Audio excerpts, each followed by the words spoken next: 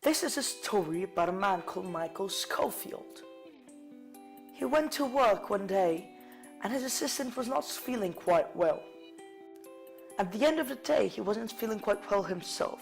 His head ached, his joints hurt, and he couldn't stop coughing. He knew something was wrong with him. He thought it could be the flu because he got it from skin contact with his assistant, as she was also sick on the day. But these are the other ways of how it spread. He started feeling sicker and he was sure it was the flu, as she had such symptoms like dehydration, chills, fatigue, pain in the joints, coughing, nasal congestion, and throat soreness. He went ahead and called the doctor to see what was happening. The doctor said he was quite right, noticing it was the flu, and explained how his body reacted to such virus. He said there were two types of blood cells that helps to combat viruses, lymphocytes and phagocytes.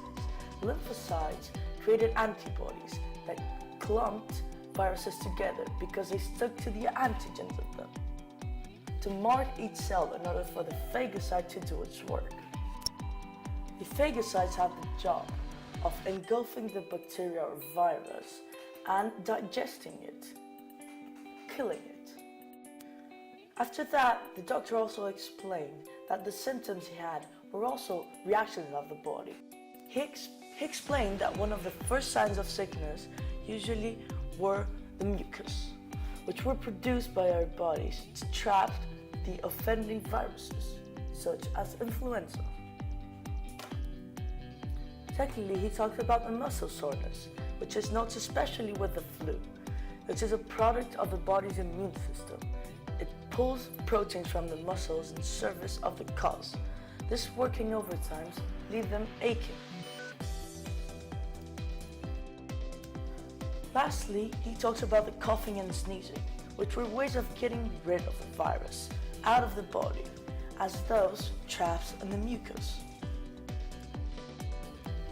The doctor said there was only one way of getting rid of this: resting and let the body deal with it.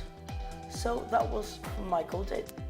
1 year later, Michael did not want to get the flu again, so he had to prevent it, and he did that by taking the vaccine. Every year onwards, Michael took the vaccine in order to keep out of this trouble.